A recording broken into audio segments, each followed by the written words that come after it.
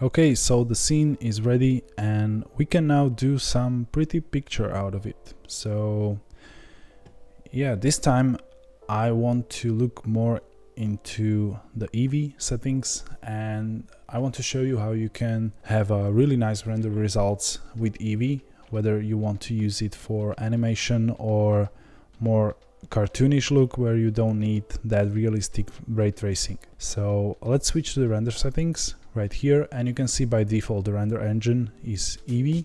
So right now we can hold Z and go to the rendered view, and the scene went all black because there are no HDRIs or no scene lighting as in the look dev mode. So we need to add some lighting, but you can already see the emission materials, the neons are bright.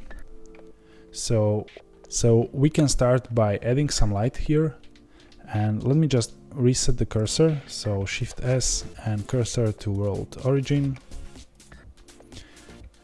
and now Shift A, add a light, area light, and we'll grab it up like 10 meters up. So press G, Z and 10.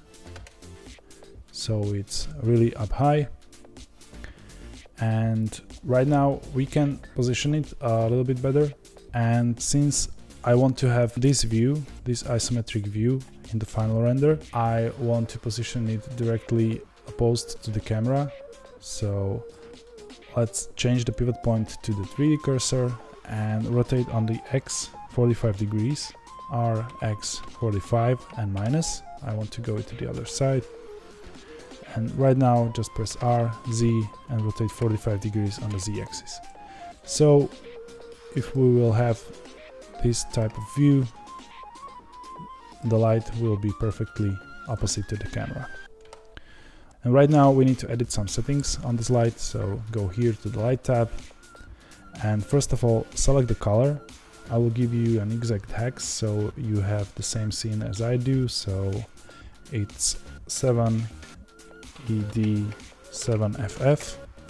Let's confirm that. So it's that light blue color, and we'll need to make this really strong light. So let's go up to 1500 watts of power. You can see how the scene is lit from the back, and basically this will be situated in the night where there's only this one light as a moonlight or something like that, and there are a lot of neons and a lot of emission going from inside of the buildings, and that's why the one light will be everything we need, you will see, and we'll add some nice volumetrics to it. So we can now go to the render settings, to the tab right here, and start enabling some settings like the ambient occlusion. You can see it fills some cavities right away, and here when you enable bloom, you right away can see how the scene came to life with all this neon light when you enable the bloom. It's one of my favorite lighting effects in game engines and here in Eevee as well, and I think it looks amazing. Now, and as I mentioned before, Eevee is working like a game engine, so to work properly and to bake lighting later we'll need some probes. So let's press Shift A and go to the light probe and reflection cube map, and right now we can make this really large around our scene, and let's add another one, irradiance volume, to really bake that indirect illumination and make it larger. Okay, and we can go back to the settings. Right here we can enable screen space reflections, and there's another settings that will make our scene more alive, and you can already see some emissions reflecting on the materials with lower roughness values, so that's nice to see. And we can go down to shadows and enable high bit depth and soft shadows for better shadows quality in Eevee. And here in the indirect lighting you can bake the light, and that's basically taking into account all the emission lights. So basically all the lighting that you can see on the materials, like that neon lighting and the light on the windows, but it takes into account the world lighting as well. So before we bake the light, let's just set the world settings a little bit. And here you can see the world tab, and there you can set the color. If you move it around, you will see how the color of the background changes. And you can set the strength, of course, as well. And here's the place where you would set your own HDRI map, for example, where you don't need to have the color, you can have the environment texture if you have HDRI. But right now I just want to set the color, and I found this nice blue color I want to use. It's 112253. So let's set that and leave the strength at 1. And right here you can see there's a volume tab, and basically you can do a fog here. But I like to do a fog with a cube object because I have a better control over the density, because when you apply a scatter to a world, it can be pretty dense. So yeah, I like to make just a large cube around the scene and apply the fog there. But if you want to play around that later, this is the place where you can add a volume shader for the whole scene world, and you don't have to use the object for the fog. So let's leave this like that for a second. Let's go back to the render tab, and right now just bake indirect lighting. So click that. Down here you can see the progress, and already you can see how the scene changed. Some of the material took the lighting information from the indirect sources and the emission sources, and it fits the blue background much better. And this is almost ready. And now if we add that nice fog effect to that, it will really pop the scene and it will be basically ready. So let's do that. Press Shift A, add a cube and make it larger. And right now you can go to the material. Let's first name that cube. And I think we added it, yeah, in the car collection. So let's select all these objects here and move them into the main collection. And now select the cube again. Let's call this fog. Now add a new material, call it fog. And first thing we need to do, we need to remove the surface shader, because we won't be needing any surface rendering of this cube. And the name volumetrics comes from a simple fact that the shader is applied not to the surface of the object, but to the volume. So everything that's inside the object is shaded with a volumetric shader. So let's remove the surface shader. Just click the principled BSDF, and here you can find the remove. Now you can see how it went all black. It's not shaded in any way. And we can collapse the surface. You can see there is a volume settings on this material. So let's expand that and let's add a shader. And for this purpose we need volume scatter. So let's click that.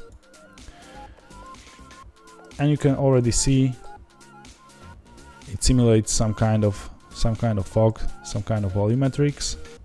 So right now we just need to make density smaller, but first let me enlarge this to cover the scene. And if you zoom out, you will see how the objects appear from the fog. So this is the volume scatter shader, and if you work with density, you can modify how dense the fog actually is.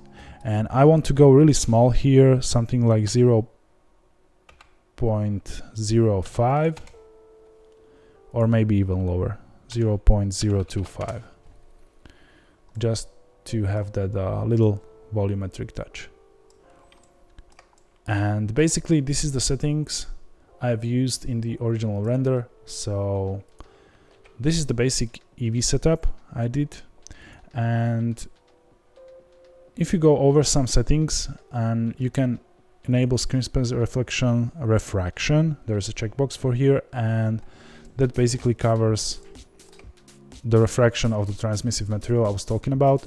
So here where you have a transmissive glass material, you can enable this refraction, and it will actually do some transmission through the object, some translucency, based on the settings you set on the shader, if you remember. Okay, so this is ready now. And one last thing I like to play with, it's exposure. And most of the time when I see renders of the students, there's one little thing missing, and that's a little bit of the exposure for the whole scene, because it's very easy to set up the lighting.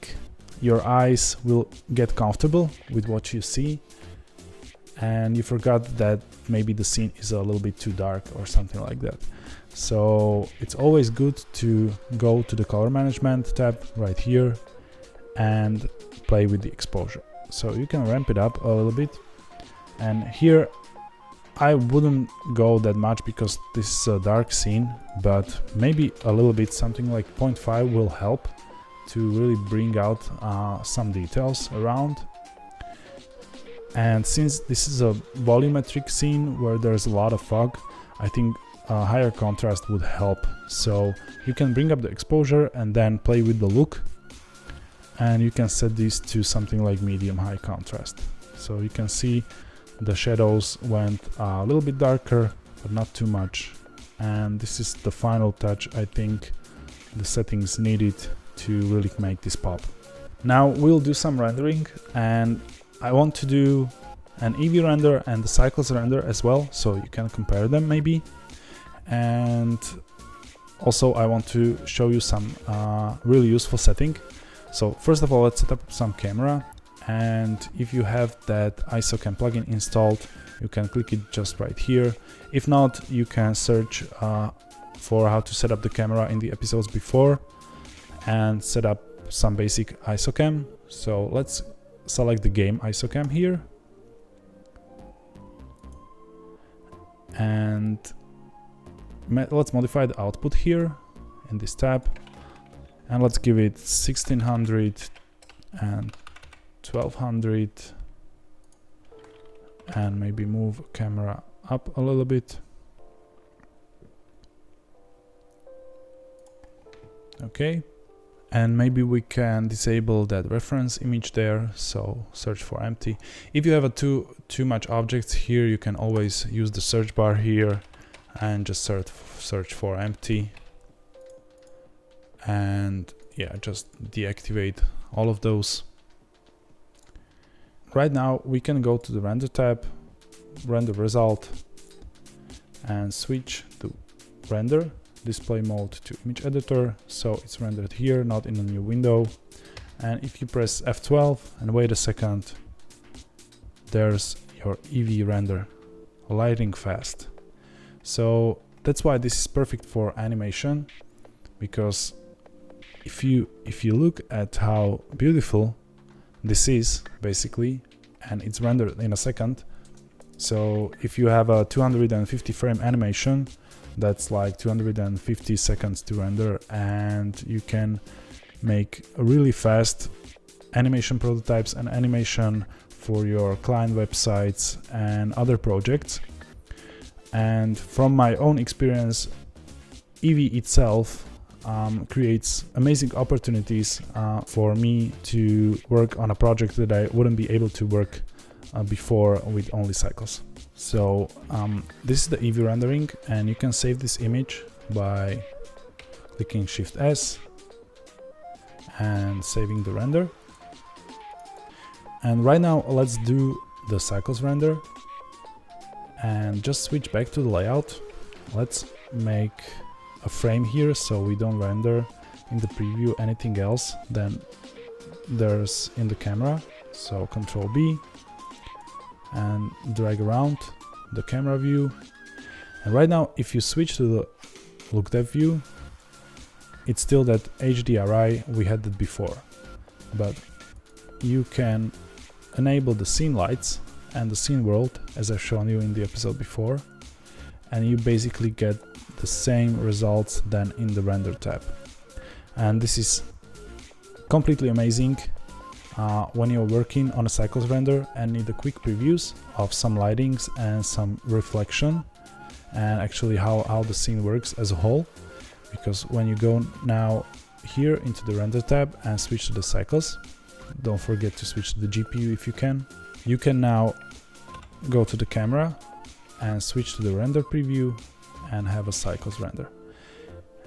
And since the Blender is released in the full version, look at how similar the light and the lighting and the emission works in the Eevee and the Blender. This was kind of a problem in the beta, but here in the full version it really doesn't matter if you set up your lights in Eevee or in Blender. The result is just wonderful, and you can basically switch from a render view to look dev mode, and with really similar results, and make some quick adjustments in the look dev mode, bake the lighting, check the settings, how it works, and then you can go to the rendered and have that quick preview, which basically always takes a little bit longer than the Eevee. So yeah, that's why I love Eevee engine, and I love to set it up like this with the look dev mode when I'm working on a cycles renders. So let's just ramp up the samples really quick here. So here in the sampling section, just set this to 512, and I want to talk about some more options here under the light paths. And these settings basically determine how many bounces the light does for each channel in the scene. And there's one thing that's called clamping, because I saw many of you have a problem or might have a problem with something called fireflies, and basically it's when you have a lot of light in the scene like we have here. When you do a render and you do even 500 or 1000 samples, there are these little dots that stay in place, and they really are not a noise. They're called fireflies, and basically it's totally overexposed pixels, and it might get better when you ramp up the samples really much, but that will blow any computer up. So basically what you want to do is to clamp the lighting so you don't get these overexposed pixels, and you can clamp the direct light and indirect light. Basically you can play with these settings but I like to use something like 5 for direct light clamp value and 1 or 2 for indirect light. And you can already see there are some really bright dots disappeared even here. So if you go back to the original settings, you can see there are a lot of like really bright dots around, and if we clamp this, they disappear. And of course you can use the denoiser over this. You can use the default denoiser, as I said, or denoise plugin.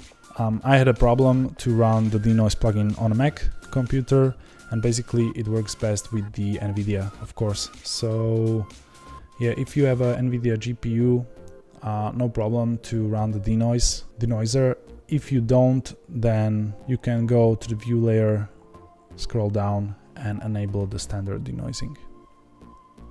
But let's have a look how the scene looks without the denoising, and you can decide later whether you use it or not. So if you switch to the rendering right now and press F12, the cycles will start to render your scene. Okay, so the render is ready. It took 3.5 minutes on my machine, so not great, not terrible. And yeah, so basically this is it. And there is a little bit of noise, but if I had to be honest, sometimes I like a little bit of noise in the scene much better than using the denoiser at all costs and have these ugly smudges everywhere. So yeah, it's basically up to you to determine for every separate scene if you want to use denoising or not. Because here, if you would make the samples higher, like 1000 or 2000 samples, yeah, the time would go up maybe to 10 or even 20 minutes. But for a production image, that's not too much, and I would basically get much better results even without the denoiser. And one last thing, we did use bloom effect with the Eevee renderer, and the Cycles doesn't have anything like that. Basically, the bloom is a post-production effect where it just takes the lighting information on the rendered image and applies some effect to it. But there is a way how to do a bloom here in the Cycles, and I want to show it to you. There's one more tab here that's called compositing, and that's basically to apply some transformation, color correction, effects to the rendered layers. So if you select this and drag it away, and you can see this node system similar as with the materials, you can press Shift A to add some new effects here. But first you need to see what you're actually doing, so let's press Shift A and find output and viewer.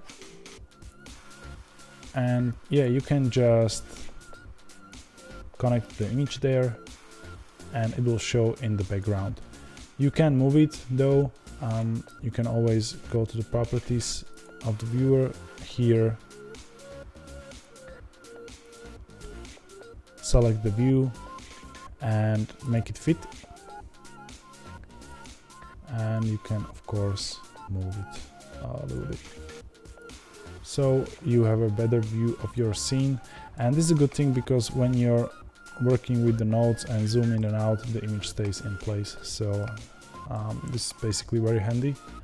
And right now you want to use something called glare filter, so let's Shift A, filter, glare, and add it here. And since we connected this separately, we need to disconnect the image right here and connect it right from the glare filter, so we see the same thing. And yeah, and this is kind of like yeah, very subtle science fiction effect but let's fix that. You can change this from streak to star or anything you want, but the one thing you're looking for when it comes to bloom is the fog glow. So this is basically it. And you can of course modify the threshold. If you go to 2, you will reduce the amount of bloom, or actually the amount of the light that is considered to be so bright to have a bloom effect applied. And if you go to the something like 0.5, much more of the light areas will get this glare filter. And of course you can modify the size, so you can go very small or you can increase to 9 and have a really strong bloom effect. So it's really good idea to be really subtle with this effect. I think the size of 7 and threshold of 1, the default one, is completely okay. So you can use it like this. And now if you go back to the rendering, you can see this is the original image, but up top you can switch this from render result to viewer node. And if you switch that, you can see the actual result from the compositing nodes. And you can of course just press Shift S and save this as a new image from the viewer node. So yeah, those are the 2 images that are results of this episode, and this is it. Congratulations on finishing this episode. It was a really long one and detailed one, and I went very fast over some things.